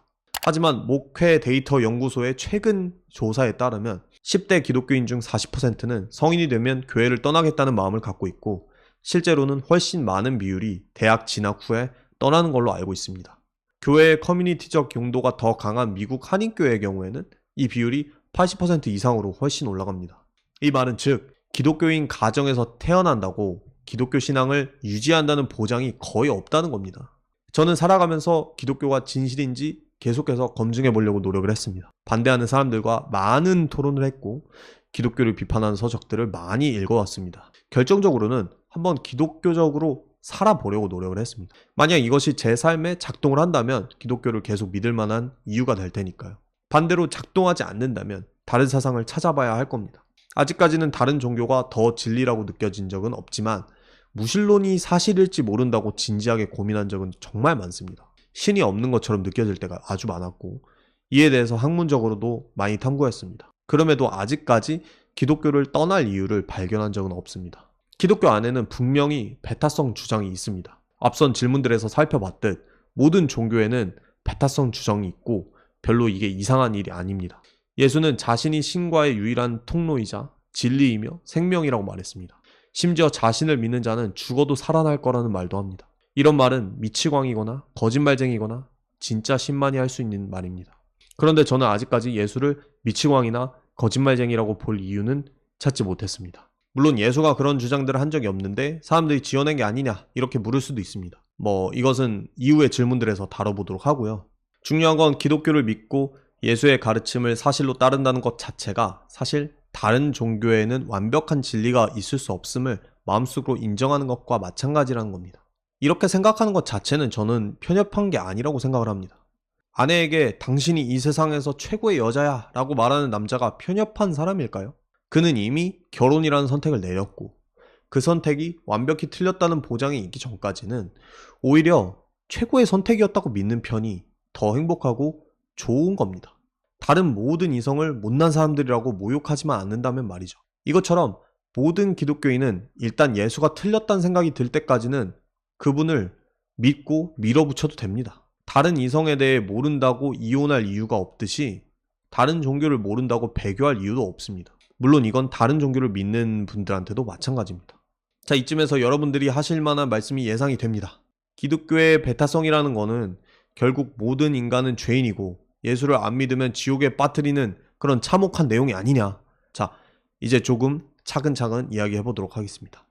자, 다음 질문입니다. 왜 기독교는 인간을 죄인이라고 말하는가? 자, 우선 이 주제에 대해서 다루기 위해서 저는 설문조사를 하나 소개해 드리려고 합니다. 첫째로는 보다라는 한국의 200만 유튜브 채널에서 조사한 설문조사입니다. 질문은 이것이었습니다. 인간이 태어날 때부터 가지고 있는 본성이 뭐라고 생각하시나요? 조사 결과는 다음과 같았습니다. 태어날 때부터 선하다는 10%, 태어날 때부터 악하다는 50%, 둘 다 아니다는 40%. 3만 명 이상이 참여한 굉장히 큰 조사였고, 또한 유튜브 채널의 조사이다 보니까 아무래도 종교 비율이 적은 젊은 층이 훨씬 많이 참여했을 것으로 예상해 볼 수 있습니다. 여기서 알 수 있는 점은 일단 인간이 선한 본성을 타고난다고 생각하는 사람이 10명 중에 1명밖에 안 된다는 점이었습니다. 이 조사에 따르면 절반 이상의 사람들이 인간이 악한 본성을 타고난다고 생각을 하고 있고, 나머지 40%도 최소한 선하다고 생각하지는 않는다는 사실을 알 수 있습니다. 이걸 보시는 여러분은 어떻게 생각하시는지 궁금한데요.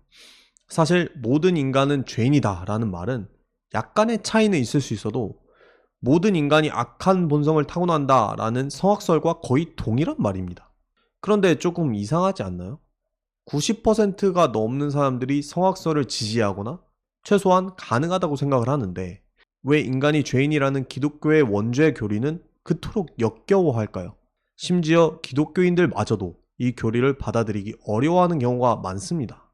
저는 이 모순에 대해서 좀 근본적인 원인을 추론해보고 싶습니다. 분명히 기독교는 사람을 나쁘다고 말한다는 이유만으로 미움을 받는 게 아닌 것 같습니다.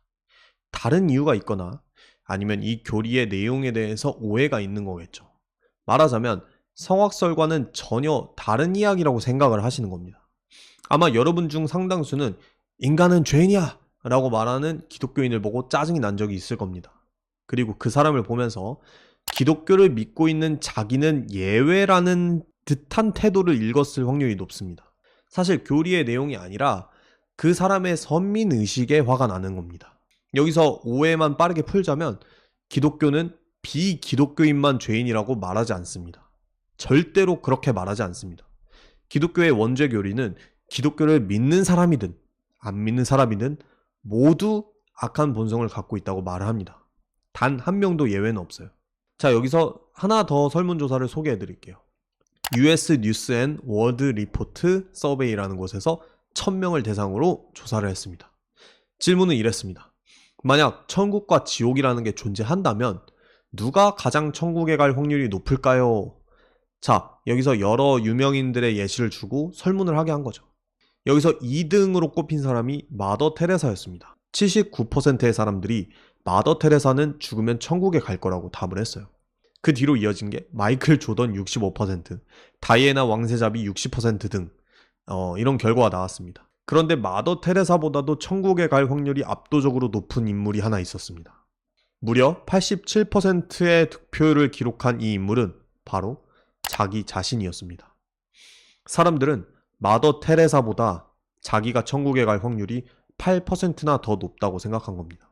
제가 소개한 이 두 설문조사는 사실 표본도 다르고 시행된 국가도 다르고 시행된 시간대도 다릅니다. 하지만 저는 이 두 조사 결과가 언제 누구를 대상으로 진행하든 크게는 바뀌지 않을 거라고 생각합니다. 사람들은 대부분 성악설을 지지하지만 한편으론 자신은 천국에 갈 만한 사람이라고 생각을 합니다. 이 모순을 한마디로 정리하면 이렇게 됩니다. 인간은 악해, 나 빼고. 앞서 저는 사람들이 성악설은 잘 받아들여도 기독교의 원죄 교리는 싫어하는 이유에 대해서 가설을 세웠습니다. 인간은 악해, 기독교를 믿는 나 빼고 라는 말로 들리기 때문이라는 가설이었죠.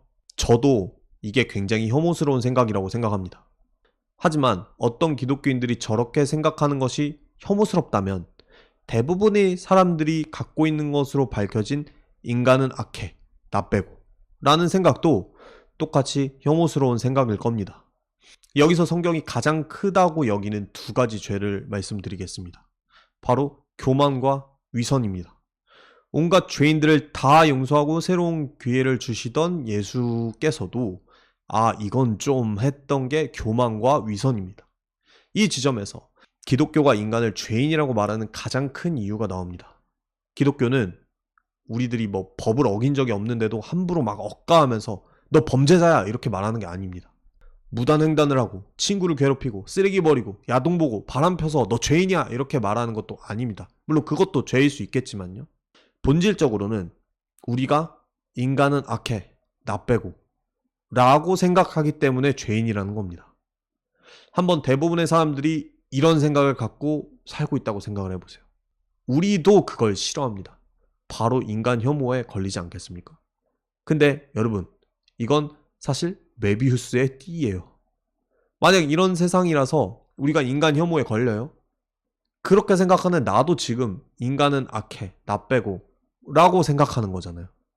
결국에는 이걸 메타인지하지 못하고 남들만 혐오하거나 이거를 메타인지하고 자기 혐오에 빠지게 됩니다. 그래서 사람의 인생이 굉장히 괴롭죠.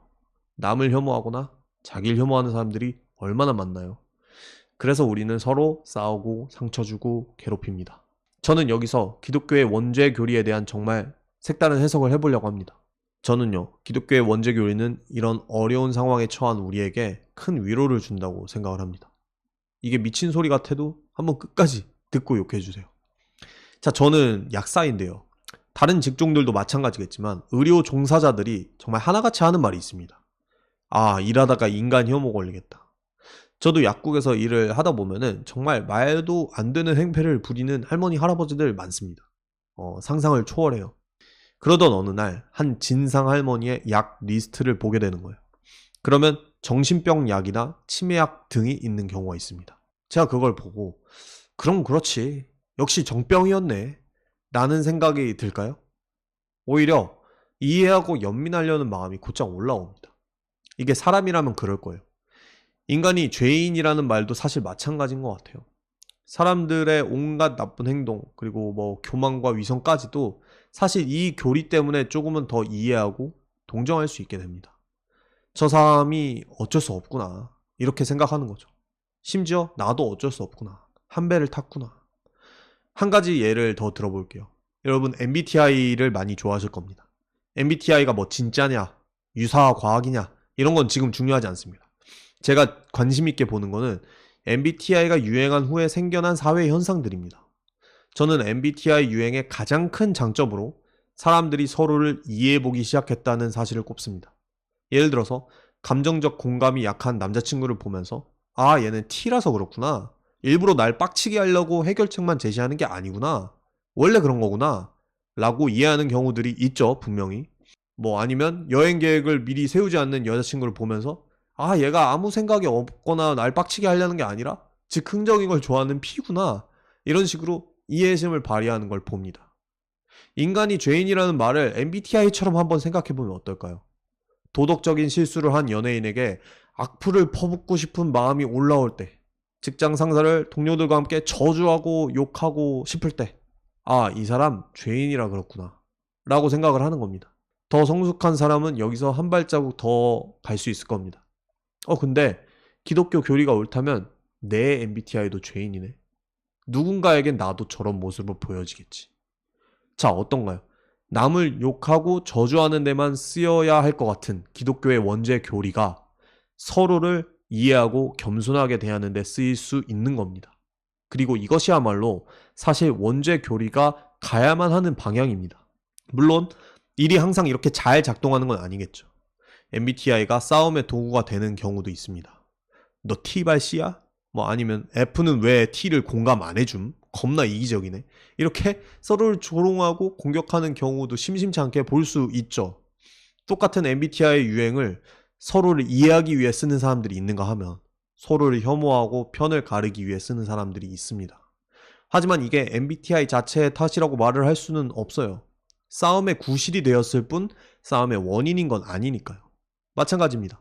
기독교의 원죄 교리를 가지고 야, 너 죄 지었지. 너 아주 사탄이 들렸어. 너 그러다 지옥 간다. 라면서 막 정죄하고 악용하는 사람들이 분명히 있습니다. 하지만 이거는 말 그대로 악용하는 사람일 뿐이에요. 만약 MBTI가 혐오의 원인이 아니라면 원죄 교리도 남을 정죄하는 원인이 아닐 수 있습니다. 마지막으로 인간이 죄인이라는 원죄 교리는 인간을 인간답게 만들어주는 측면이 있습니다. 누군가는 사람을 죄인이라고 말하는 게 억압이라고 느낄 수도 있을 거예요. 근데 저는 교류와는 아무 상관없이 제 마음속에서 매일 일어나는 나쁜 생각들 때문에 당황을 합니다. 일론 머스크가 뇌를 기계화하는 뉴럴링크를 개발 중인 걸 알고 계시죠? 만약 이게 상용화가 된다면 아마 저는 최후의 마지막까지 사용을 거부하는 사람일 겁니다. 저의 뇌가 기계화된다는 사실도 좀 그렇지만 제가 혼자 마음속으로 하는 모든 생각들을 누군가가 해킹해서 볼 수 있을 가능성을 생각하면 정말 끔찍하기 때문입니다. 만약 그런 일이 벌어진다면 저는 유튜브를 하긴커녕 가족과 친구들한테도 손절당할지도 모릅니다.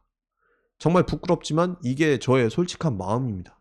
하지만 한편으로는 스스로의 죄에 이렇게 부끄러워할 수 있는 마음에 감사합니다. 모든 사람들이 다 똑같겠지. 나 정도의 불쾌하고 부도덕한 생각은 다 하고 살겠지. 이렇게 합리화하는 거는 더 싫습니다. 현대의 진화 심리학에 따르면 수컷에겐 DNA 보존을 위해 최대한 많은 암컷한테 씨를 뿌리려는 본능이 내장되어 있습니다.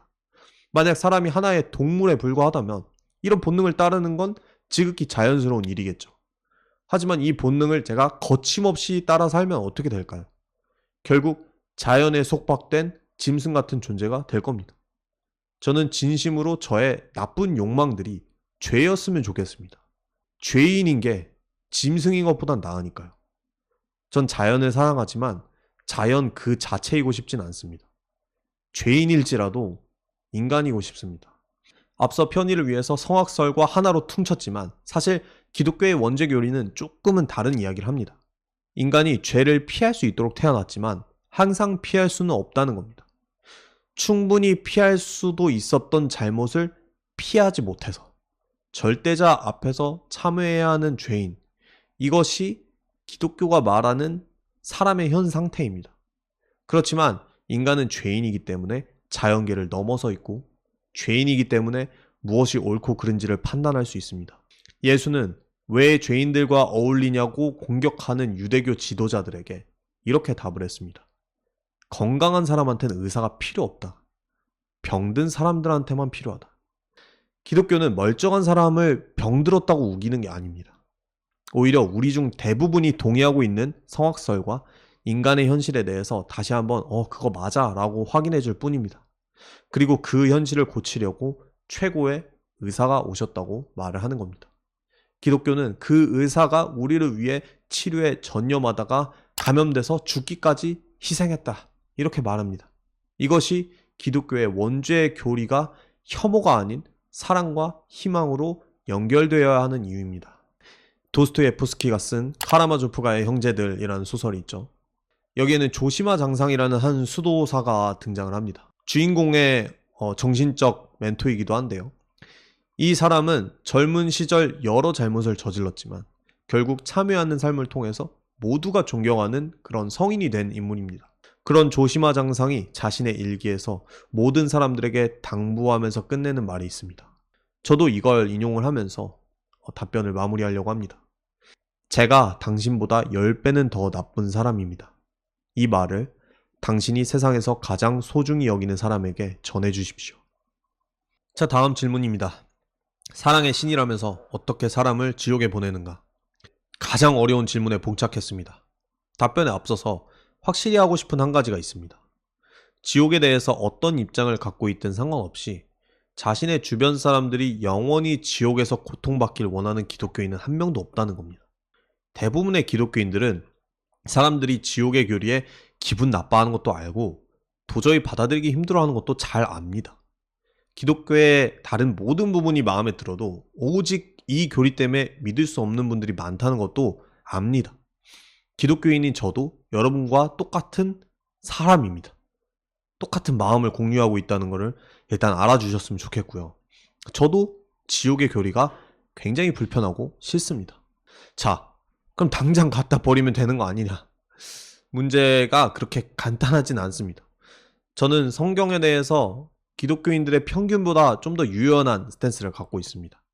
만약 지옥이라는 개념이 전혀 없는 편이 더 합리적인 해석이라는 생각이 들면 언제든지 제 생각이 바뀔 수 있어요. 하지만 지금까지는 성경이 지옥에 대해서 말하고 있는 게 확실하다고 생각을 합니다. 시대적 배경과 문맥을 모두 다 고려를 해도 이거는 피할 수 없는 사실입니다. 이해가 안 가실 수도 있겠지만 성경을 신의 말씀으로 받아들인 입장에서 이거는 그렇게 쉽지 않은 문제입니다. 자, 어떤 분들은 이렇게 말을 할 수도 있습니다. 사실 천국과 지옥은 사후세계가 아니라 이 세상에 대한 비유가 아니냐.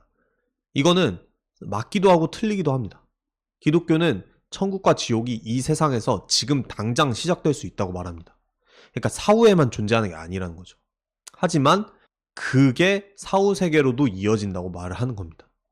아마 여러분 중 대부분은 영원히 불타고 영원히 고통받는 그런 지옥만이 기독교가 말하는 지옥관이라고 생각을 할 겁니다. 한국 개신교 교회의 상당수가 이 교리를 따르기 때문이에요. 한국 개신교가 뭐 특별히 나빠서라고 말을 하고 싶진 않고 좀 더 한국에 많은 보수적인 장로교 성경 해석, 거기에 이런 지옥관이 더 잘 맞기 때문입니다. 하지만 성경은 이것 외에도 굉장히 다양한 모습의 지옥을 보여줍니다. 예를 들면 하나님과 단절된 상태라는 의견도 있고요. 자기 스스로 영원히 파멸하는 곳이라는 견해도 있습니다. 잔치에 초대받지 못하고 문 밖에서 슬프게 우는 모습, 그것도 성경에 자주 등장하는 이미지고요. 죽으면 아무데도 가지 않고 사라지는데 이걸 곧 지옥이라고 표현했다 라고 말하기도 합니다. 어떤 사람들은 지옥의 처벌이 있지만 그게 영원하지는 않다고 생각을 합니다. 잘못한 만큼 벌을 받지만 지옥에도 회개의 기회가 있다는 거죠. 아니면 아예 결국 모든 사람들이 바로 천국에 갈 거라고 생각을 하는 만인 구원론도 있습니다. 자, 이 모든 주장들은 제가 즉각적으로 지어낸 게 아닙니다. 그 증거로 지옥 논쟁이라는 책이 있습니다. 이 책에는 굉장히 보수적인 편에 속하는 신학자들 여러 명이 각각의 의견을 가지고 토론을 나누는 내용이 담겨 있습니다. 앞서 설명드린 견해 중 상당수가 여기에 담겨 있죠. 각각 학자들은 모두 성경을 근거로 삼고 있습니다. 이 안에 좀 더 합리적인 주장은 있을지 몰라도 논쟁을 당장 끝내버릴 만큼의 기울어진 논리는 없습니다. 그렇다면 왜 이렇게 하나로 해석이 통일이 되지 않느냐, 이렇게 말할 수도 있습니다. 사실 천국도 그렇듯이 지옥이 정확히 어떤 곳인지를 파악하는 것은 기독교 신앙에서 별로 중요한 일이 아닙니다. 지옥의 본질은 그냥 단 하나예요. 그리스도를 통해서 죄의 문제가 해결되지 않았을 때 얻게 될 끔찍한 결과, 사람들은 어떤 형태로든 자기 잘못에 대한 벌을 받는다는 것입니다. 물론 이 벌이 꼭 지옥불 이런 것이 아닐 확률이 높습니다. 우리가 지금 생각하는 그 불지옥의 이미지가 제대로 등장한 책이 요한계시록인데, 사실 이 책에는 불지옥뿐 아니라 바다괴물도 등장하고요, 온갖 판타지적인 요소들이 등장을 해요. 장르 자체가 이거를 허용하는 묵시문학입니다. 순교 그리고 박해를 견디기 어려웠던 초기 기독교인들은 도저히 상대할 수 없는 로마 제국의 권력자들이 사후에라도 이렇게 고통받기를 바랬을 겁니다. 이런 식으로 정의 구현을 간절히 바라다 보니까 온갖 과격한 묘사들이 들어갔을 겁니다. 이처럼 우리는 정말로 지옥의 모습이 어떨지 정확히 알 수가 없습니다. 그 와중에 단테 알리기에리는 신곡을 통해서 요한계시록의 이미지를 그대로 차용해서 불지옥을 확고하게 굳혀버렸죠. 그렇게 전해져 온 이미지를 지금 많은 사람들이 믿고 있는 겁니다. 지옥의 심판이란 누군가가 외부에서 가하는 처벌이라기보다 스스로가 초래한 결과 때문에 고통당하는 상황을 말할 확률이 높습니다. 저는 그렇게 믿어요. 자신이 잘못된 줄 모르는 무지 그리고 교만은 늘 남한테 상처를 주고 자기 자신도 갉아먹습니다. 문제는 교만한 사람은 점점 더 교만해질 확률이 높다는 겁니다. 제가 굉장히 좋아하는 작가인 C.S. 루이스는 이 사실을 두고 이렇게 말을 합니다. 이 땅에서 선한 쪽으로 방향을 잡은 사람은 만약 영원한 사후의 시간이 주어지면 하늘의 천사처럼 될 것이다. 반대로 악한 쪽으로 향한 사람들은 영원한 시간이 주어지면 지옥의 악마처럼 될 거다. 여러분이 잘 아시는 격투기 단체인 UFC의 회장인 데이나 화이트가 작년에 큰 구설수에 휘말린 적이 있습니다. 술에 취한 채로 부인과 언쟁을 하다가 먼저 뺨을 맞고 분노해서 자기 부인한테도 뺨을 날린 거예요.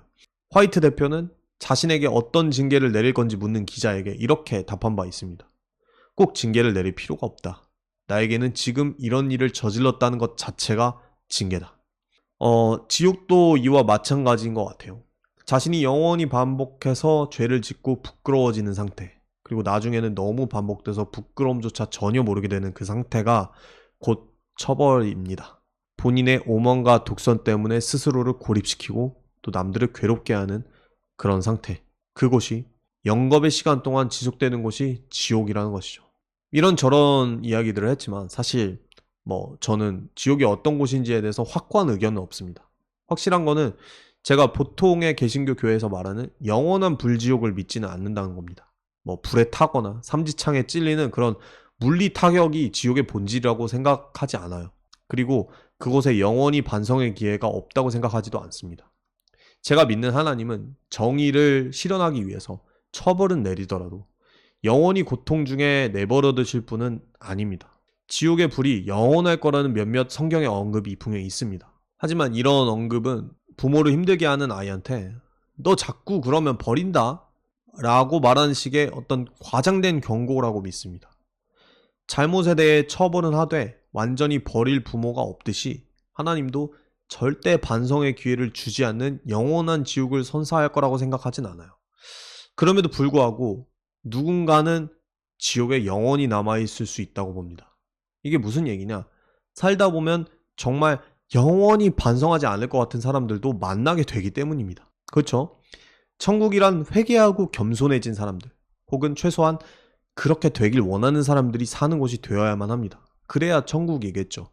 하지만 어떤 사람들은 영원히 그러지 못할 수도 있습니다.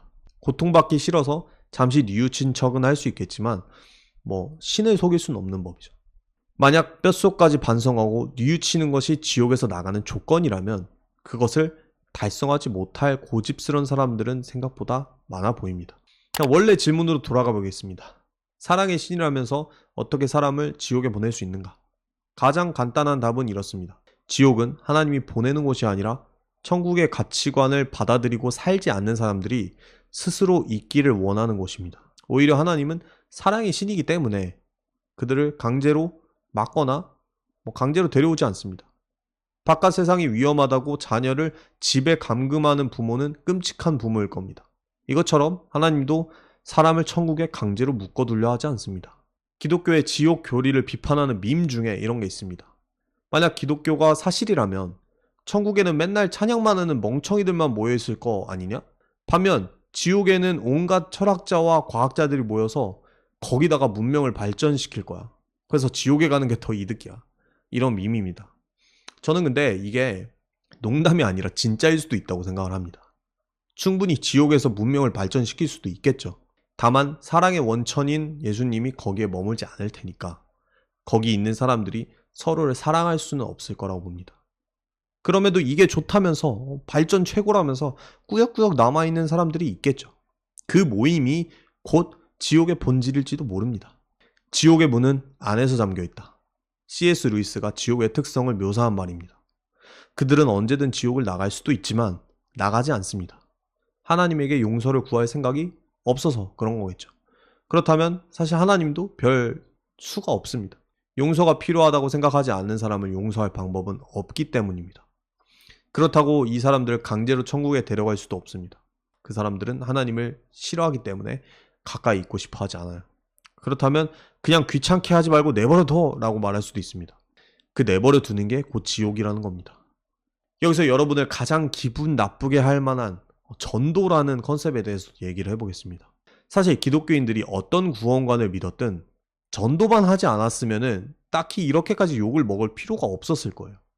하지만 기독교 신앙을 진지하게 여기는 사람들은 지옥의 교리 앞에서 양자택일에 몰리게 됩니다. 지옥을 가짜로 치부하고 거부하거나 아니면 당장 욕을 먹더라도 어떻게든 전도하고자 하는 마음입니다.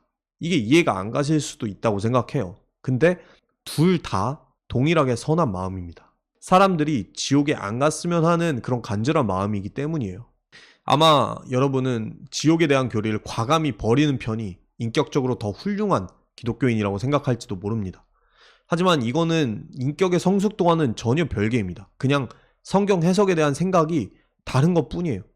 정말로 나쁜 마음은 뭐냐면 지옥의 교리를 확고히 믿으면서도 아무도 전도하지 않는 겁니다. 기독교인은 스스로 전혀 전도하지 않을 때 미필적 고의 혹은 부자기의 감정을 느낍니다. 부작위가 뭐냐면 배가 침몰하는 걸 알면서도 혼자 도망친 세월호의 이준석 선장이 한 일이 부작위입니다. 좀 심하게 말해서 기독교인이 전도를 안 하면 이렇게 느낀다는 겁니다. 이쯤에서 예수천국 불신지옥이라는 이 악명 높은 전도 구호에 대해서도 좀 짚고 넘어갈게요. 저는 이 전도 표어를 정말 싫어하는데 사람들한테 이상한 오해를 심어주기 때문이에요. 그 오해란 이것입니다. 당신이 나의 전도를 듣고도 예수를 믿지 않으면 죽어서 지옥에 갈 건데 그 이유는 예수를 믿지 않았기 때문이다. 자, 이건 사실이 아닙니다. 기독교가 말하는 바도 아니고 사람들에게 전달하려는 내용도 더더욱 아닙니다. 기독교는 예수를 믿는 사람들을 포함해서 모든 사람들이 이미 자기 죄의 문제로 지옥에 갈 운명이라고 말합니다. 앞서 죄의 본질을 좀 살펴봤는데요. 인간은 악해, 나 빼고. 이 생각이 우리를 지옥에 보낸다는 겁니다. 예수는 멀쩡히 배 위에 있던 사람들을 집어다가 바다에 던지는 존재가 아닙니다. 기독교인들이 보기에 자신들을 포함한 모든 사람들은 이미 바다에 빠져 있는 상태입니다. 그리고 예수는 우리한테 던져진 구명조끼예요. 전도를 하는 사람들은 남들을 물에 빠뜨리는 사람들이 아니라 위에서 구명조끼를 던지고 잡으라고 하는 사람들입니다. 적어도 기독교인 입장에선 그렇다는 거죠. 물론 여기서 기독교가 틀렸을 수도 있습니다. 지옥 자체를 인정하지 않는 종교나 신을 부정하는 무신론이 맞을 수도 있겠죠. 설령 그게 맞더라도 구명조끼를 잡으려고 소리치는 사람들이 악당은 아니잖아요. 아무리 나쁘게 평가하더라도 그냥 착한 바보일 뿐입니다. 오히려 구명조끼의 위치를 안다고 생각하면서도 혼자 도망가려는 사람이 악당일 겁니다. 자, 답변을 정리하겠습니다. 우선 기독교인도 지옥 교리가 불편합니다. 다행인 건 지옥 교리에 대해 여러 가지 해석이 존재한다는 겁니다. 요한계시록과 단테의 영향으로 영원한 불지옥 이미지가 강해졌지만 지옥은 사실 하나님이 던진다기보다는 인간이 스스로를 교만과 아집으로 고립시키는 상태일 수도 있습니다. 따라서 지옥에 회개의 기회가 있다고 하더라도 어떤 사람들은 영원히 회개하지 않을 겁니다. 그럼에도 이 사람들을 강제로 빼내지 않는 건 오히려 인간의 자유를 존중하는 사랑의 신의 면모를 보여줍니다. 마지막으로 여러분에게 이 전도에 대한 부분을 감정적으로 설득하는 건 어렵다고 생각해요. 하지만 최소한 이 사람들이 왜 그렇게 하는지만 좀 이해를 해주시면 감사하겠습니다. 범죄자도 믿기만 하면 구원받을 수 있는 건가? 지옥과 더불어서 가장 곤란한 질문이 아닌가 싶습니다. 우선 이런 질문을 하시는 분들 중에 대부분이 갖고 있는 강렬한 이미지 하나가 있어요. 바로 영화 밀양에 등장하는 살인자 캐릭터입니다. 이 캐릭터는 한 어머니의 아이를 유괴해서 죽였습니다. 그리고 어머니가 자기를 용서하러 오자 이미 자신은 성경을 읽고 기독교인이 되었다. 하나님에게 먼저 용서를 받았다 라고 말을 합니다. 그것도 아주 평온한 얼굴로 말입니다. 이걸 본 아이의 엄마는 멘탈이 나가버리죠. 이 멘탈 나간 사람을 다루는 영화가 밀양입니다. 자, 이 밀양의 범죄자 캐릭터는 정말 많은 사람들한테 분노를 일으켰어요. 그리고 이 분노는 기독교의 용서 교리에 대한 혐오감으로까지 이어지게 됐습니다. 피해자가 용서하지 않았는데 어떻게 하나님이 그렇게 쉽게 용서할 수 있겠느냐. 이 분노가 충분히 이해가 됩니다. 아니, 이해가 가는 정도가 아니라 저도 같은 인간이기 때문에 동일한 분노가 생깁니다. 흉악 범죄자들은 정말 죽도록 고통을 받았으면 좋겠고, 만약 그 고통이 충분하지 않다면 죽어서라도 충분한 벌을 받았으면 좋겠다고 생각합니다. 사람이라면 이게 너무 당연한 감정이죠. 그런데 여기서 약간 T 모드를 발휘해 보겠습니다. 한번 감정을 다 빼고 논리적으로만 생각을 해볼게요. 이 질문이 정말 기독교를 체크메이트 할 수 있는 질문일까요? 저는 근 10년간 온라인과 오프라인에서 기독교에 대한 질문을 받고 답하는 일을 해왔습니다. 그런 저에게 기독교에 대해 가장 많이 들어본 비판 2개를 뽑으라면 뭘 것 같으신가요? 저는 주저없이 말할 수 있습니다. 지금 이 질문과 이전 질문입니다. 어떻게 사랑의 신이 자기가 만든 인간을 지옥에 보낼 수 있는가? 이게 첫 번째고요. 그럼 범죄자도 믿기만 하면 구원받는다는 거냐? 이게 두 번째입니다. 근데 한번 생각해 보세요. 오직 논리적으로만 봤을 때 이 두 비판은 상호 모순입니다. 각각 다른 사람이 묻는 거 아니야? 저는 동일한 사람이 이 두 가지를 동시에 비판하는 것도 많이 봤습니다. 이렇게 묻는 분들은 보통 동정심과 정의감이 동시에 투철한 분들입니다. 그래서 이런 말을 하고 있는 거죠. 만약 내가 신이라면 당장 모든 사람을 용서하고 구원할 텐데 왜 안 그러지? 그러면서 동시에 사랑의 신이라도 지옥에 보내야만 할 것 같은 예외 상황은 있다고 생각을 하는 거예요.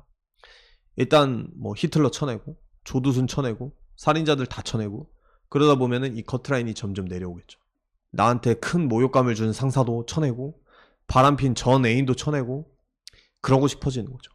문제는 만약 이 구원의 예외 범위가 이 정도까지 내려와 버리면 나조차도 누군가에게는 지옥 갔으면 하는 사람일 수도 있다는 겁니다.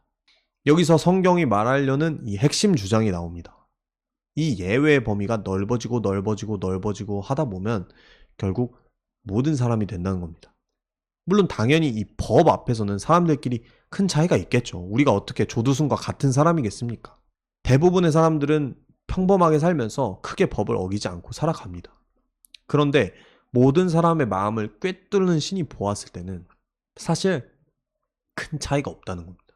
우리는 개미들을 보면서 얘는 크네, 얘는 천하장사 개미고 얘는 약골 개미네 하면서 따지지 않잖아요. 그냥 개미는 작다라고 말합니다. 이처럼 신의 입장에서 인간 사이의 선과 악의 차이는 개미들의 크기 차이만큼이나 별 볼 일 없을지도 모릅니다. 더군다나 우리는 한 사건을 보고 판단을 하죠. 누가 누굴 죽였대, 누가 누구한테 사기쳤대. 하지만 훨씬 많은 사람들은 평생 누군가를 조금씩 죽여갑니다. 살인자는 한 사람한테 한 번에 100의 데미지를 주는데요. 평범한 사람들은 여러 사람들에게 수십 년에 걸쳐서 하루에 일씩의 데미지를 줄 겁니다. 만약에 인생 전체를 보고 인생 종합평가를 할 수 있는 신과 같은 존재가 있다면 그 둘은 똑같이 남에게 100의 데미지를 준 사람일 수도 있지 않을까요? 성경에 등장하는 아담의 선악과 사건도 이런 얘기를 하는 겁니다. 아담의 이름은 사실 사람이라는 뜻을 갖고 있습니다. 이제 대표적인 상징인 거죠. 어떤 사람이 아담의 자리에 갔어도 결국 선악과를 따먹었을 것이라는 사실을 암시하는 겁니다. 그런 의미에서 범죄자에게조차 회개할 기회가 주어진다는 건 기독교인들에게조차 양가 감정을 선사하는 교리입니다. 굉장히 믿기 어렵고 불쾌하면서도 한편으로는 큰 희망을 주는 거예요. 설령 내가 어떤 못된 짓을 하는 상황에 처하더라도 아니면 내 평생의 죄악들을 하나로 모으더라도 다시 한번 용서를 구하고 갱생할 수 있는 기회가 있다. 이것이야말로 기독교가 정말 기독교로서 2000년 이상 존재할 수 있었던 유일무이한 이유입니다. 그 누구라도 예수 앞에서 진심으로 회개한다면 용서받을 수 있다. 비판자들이 보기에는 너무 이기적이고 편리해 보이는 교리입니다. 하지만 이것을 끝까지 포기하지 않고 타협하지 않았기 때문에 지금껏 교화가 불가능해 보였던 수많은 사람들이 변화되었습니다. 기독교 정신이 이 법 체계의 근간이 되었기 때문에 지금도 교도소가 처벌 그 자체의 목적을 두지 않고 교화시설로 남은 겁니다. 흔히들 나쁜 놈들 세탁해주지 말라고 말을 많이 해요. 하다못해 요즘은 웹툰을 보고 있는데 악당의 과거 서사가 나올 것 같으면 별점 테러를 하더라고요. 세탁하지 말라는 거죠. 하지만 보통 그 서사가 끝날 즈음에는 욕하던 사람들도 그 악당을 다른 눈으로 보게 됩니다. 우리가 누군가의 갱생 가능성을 믿지 않는 이유는 사실 그 사람의 서사를 알지 못하기 때문이에요. 일단 그 서사를 알게 되면 설령 범죄자라 할지라도 불쌍히 여기는 마음이 조금은 생깁니다. 비록 영화지만 우리는 조커를 보면서 아서 플렉을 불쌍히 여깁니다. 6명을 연쇄살인한 사람이에요. 나의 아저씨를 보면서 이지안을 안타깝게 여깁니다. 납치하고 돈을 횡령하고 사람도 죽인 사람이에요. 베지터가 마인부한테 자폭할 때 큰 감동 느끼지 않았습니까? 근데 바로 그날 베지터는 수도 없이 많은 사람을 죽였습니다. 우리는 일상에서 마주치거나 뉴스에서 보는 악인들의 서사를 알게 될 일이 거의 없습니다. 하지만 알게 된다면 분명히 영화 속 캐릭터와 마찬가지로 동정하는 마음이 생길 겁니다. 그래서 기독교의 이야기는 우리 모두의 공동서사가 되어줍니다. 아담이 선악과를 집어먹은 후부터 우리 모두는 죄를 지을 수밖에 없는 존재가 됐다. 우리는 악의 가해자이지만 또 피해자이기도 하고 심지어 크고 작은 잘못을 저지르면서 항상 후회하고 죄책감을 느끼는 존재다. 신은 그런 우리를 보면서 개미처럼 여겨도 무방합니다. 사실은 힘의 차이가 너무 크니까요. 하지만 이 신은 자신의 아들 예수를 보내서 우리에게 여전히 희망이 있다, 갱생할 수 있다, 회개할 수 있다 라고 말해주었습니다. 예수는 인간과 함께 먹고 마시고 살아가면서 마음 깊이 우리를 이해한 분입니다. 그게 기독교가 믿는 예수라는 존재입니다. 우리를 불쌍하게 생각해서 자신이 대신 처벌을 받겠다고 말하고 끔찍하게 죽는 존재입니다. 기독교는 이 복음의 서사를 사람들이 함께 공유하면 서로가 서로를 더 믿어주고 가능성을 봐줄 수 있다고 말하는 겁니다. 이것처럼 그 어떤 사람이라도 예수의 이야기에 감동해서 회개할 수 있습니다. 하지만 회개는 단순히 말로만 하는 게 아닙니다. 한자어 그대로 돌이키고 고치다 라는 뜻입니다. 행동을 변화시키지 않으면 그건 회개가 아니에요. 회개한 범죄자는 당연히 자신이 피해를 준 사람에게 가서 어떻게든 먼저 용서를 구하고 그 피해만큼의 보상과 섬김과 처벌을 말할 겁니다. 본인이 거대한 죄책감을 느끼는 건 당연하고요. 심지어 그 피해자조차 그래, 용서는 못하더라도 너 많이 변하긴 했네 라고 말할 수 있을 정도가 되어야 한다는 겁니다. 그걸 위해서 죽는 날까지 노력하는 사람만이 정말 회개한 사람이라고 말을 할 수 있는 겁니다. 그런 의미에서 밀양의 살인범은 회개한 사람이 아닙니다. 신에게 용서받은 사람도 아닙니다. 예수는 마태복음 5장에서 이렇게 말합니다. 예배드리러 와서 헌금 내기 전에 만약 누가 너를 원망할 일이 있는 것 같으면 헌금을 그 자리에 내려놓고 먼저 그 사람한테 가서 용서를 빌고 화해해라. 예수님이 직접적으로 한 말입니다. 그런데 밀양의 살인범은 그렇게 하지 않았죠. 자신의 말이 아이의 부모에게 어떻게 들릴지 조금도 생각하지 않았습니다. 정말로 회개한 사람은 평온한 얼굴로 앉아있을 수가 없습니다. 난 이미 하나님이랑 딜쳤고 넌 할 말이 없어 라는 식으로 나올 수도 없습니다. 그건 피해자를 2번 죽이는 악독한 행위이기 때문입니다. 만약 그가 정말 회개했다면 오히려 괴로움에 오열하고 엎드리고 절하면서 평생 빚을 갚겠다고 자신을 용서하지 말라고 얘기했을 겁니다. 이 정도로 제대로 회개하는 사람이 세상에 정말로 있나? 그렇게 의구심이 들 수도 있습니다. 드물게 있다고 말씀을 드리고 싶습니다. 드물다는 사실이 놀라울 건 아니죠. 예수님은 자신이 알려주는 길을 제대로 따라올 사람이 적을 거라고 항상 말했으니까요. 한센병 환자들을 평생 돌보면서 성자로 여겨지던 손양원 목사님이란 분이 있습니다. 이분이 여수 반란 사건 때 안재선이라는 청년의 손에 자신의 2 아들을 잃게 됩니다. 손 목사님은 놀랍게도 이 청년을 용서하고 자신의 양자로 삼았습니다. 그 사랑에 감동한 안재선 씨는 평생 양아들로서 참여하면서 살았습니다. 영화 해바라기 같은 스토리죠. 기독교의 용서 교리는 이런 드라마틱한 변화를 아주 드물게라도 일으키는 힘을 갖고 있습니다. 현실을 봐도 뉴스를 봐도 하다못해 드라마와 웹툰을 봐도 오직 참교육, 오직 사이다를 좋아하는 시대상을 살고 있습니다. 그만큼 정의가 시원하게 구현되는 모습을 보기 힘들고 답답해하는 사람들이 많은 것 같아서 굉장히 안타깝기도 합니다. 하지만 사소한 도덕적 문제 아니면 20년 전에 저지른 실수 같은 것들이 앞으로의 모든 가능성을 좌절시키는 세상은 그거 나름대로 굉장히 무섭다는 생각이 듭니다. 유명인뿐만 아니라 하다못해 일반인도 영상 한번 잘못 찍히면 그냥 나락으로 처박히는 세상. 아무도 그 사람에게 사과할 기회도 주지 않고 해명할 기회도 주지 않고 오히려 사과하면 더 물어뜯는 세상. 옛날엔 자기 동네에서 욕먹고 끝날 일도 전국적인 비난거리가 될 수 있는 세상. 감싸주는 이들마저도 세탁하지 말라고 함께 손가락질하는 세상. 사람 고쳐 쓰는 거 아니고 절대로 안 변한다는 생각만이 지배적인 세상. 이런 세상이 어쩌면 지옥일지도 모르겠습니다. 우리의 세상을 지옥으로 만들지 않기 위해서라도 여전히 누군가는 교화의 가능성을 믿어야만 합니다. 순진하고 바보 같다는 손가락질을 받더라도 누군가는 계속해서 믿어야 합니다. 기독교는 우리에게 바로 그 누군가가 되라고 말하는 사상입니다. 예수는 천국이 어린아이들의 것이라고 말했습니다. 사람을 끝까지 믿는 거야말로 어린아이와 같은 믿음입니다. 오징어 게임의 주최자가 기훈이 형한테 이렇게 물은 적이 있죠. 아직도 사람을 믿나? 근데 우리 기훈이 형이 아니요? 미쳤어요? 당연히 안 믿죠. 내가 어떻게 살아났는데? 라고 말을 했다면 누가 오징어 게임 시즌2를 기대했겠습니까? 사실 우리들도 사람에 대한 믿음이 보답받는 모습을 보고 싶고 그런 세상에서 살고 싶어 해요. 현실이 그렇지 않으니까 허구의 세계에서라도 기훈이 형의 바람이 이뤄지길 바라는 거죠. 예수도 사람을 끝까지 믿었습니다. 그리고 믿다가 그 사람들한테 배신당해서 죽었어요. 근데 예수가 믿었는데 기독교인들이 믿지 않을 도리가 있을까요? 기독교의 구원교리는 미량의 범죄자 같은 사람들이 자기 합리화용으로 쓸만한 만만한 교리가 아닙니다. 인간을 끝까지 믿다가 결국 그들에게 죽임당한 신의 아들의 숭고함을 상징하는 대표적인 교리이기 때문입니다. 자, 오늘 영상의 마지막입니다. 예수를 몰랐던 이순신 장군은 구원을 받지 못하는가? 자, 이 질문 자체가 굉장히 이상하고 무례하다고 생각하실 수도 있습니다. 하지만 과거 한국의 기독교인이 더 많았던 때는 신자와 비신자 할 것 없이 이런 질문을 아주 흔하게 던졌습니다. 사실 이 질문에 무례한 의도는 전혀 없어요. 오히려 반대죠.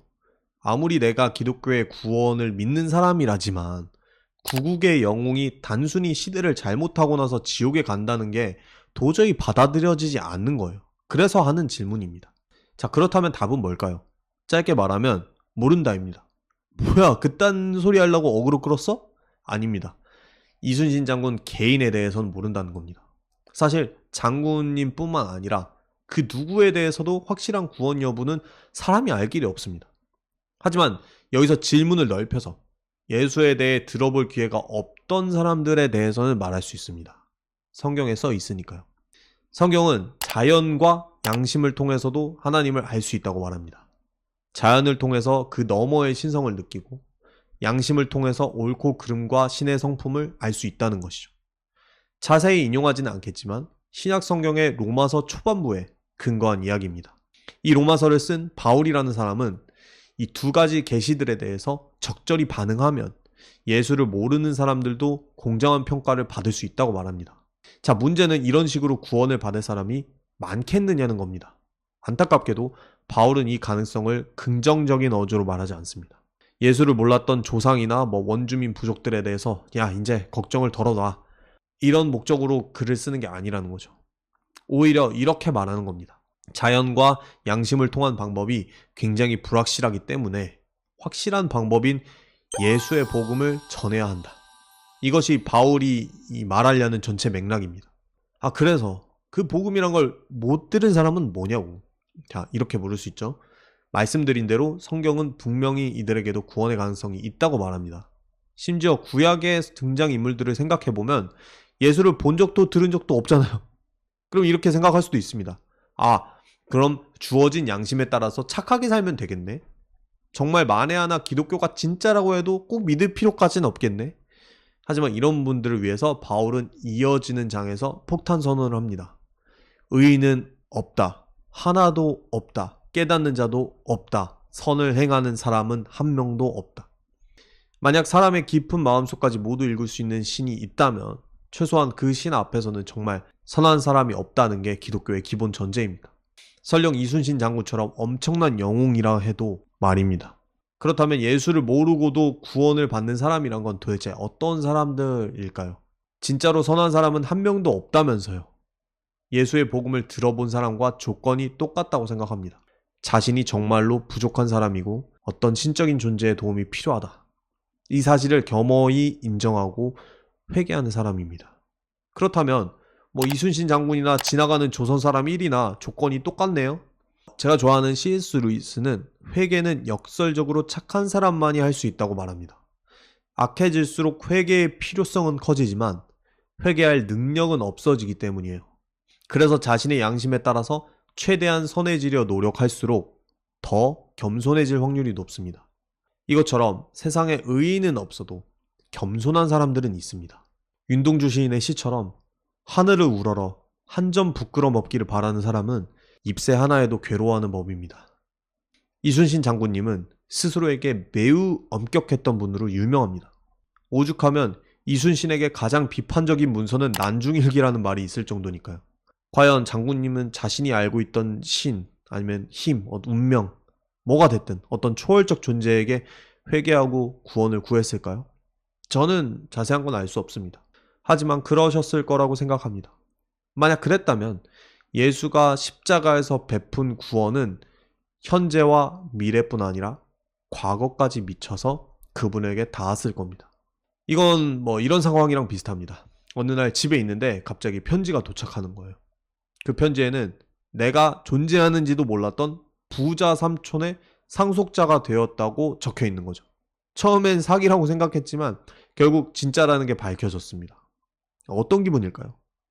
비록 평생 삼촌을 알지는 못했더라도 그분의 은혜로 모든 재산을 받게 된다면 정말 감격스럽고 고마울 겁니다. 이순신 장군도 마찬가지겠죠. 평생 몰랐던 예수의 은혜로 구원을 얻으셨을지도 모릅니다.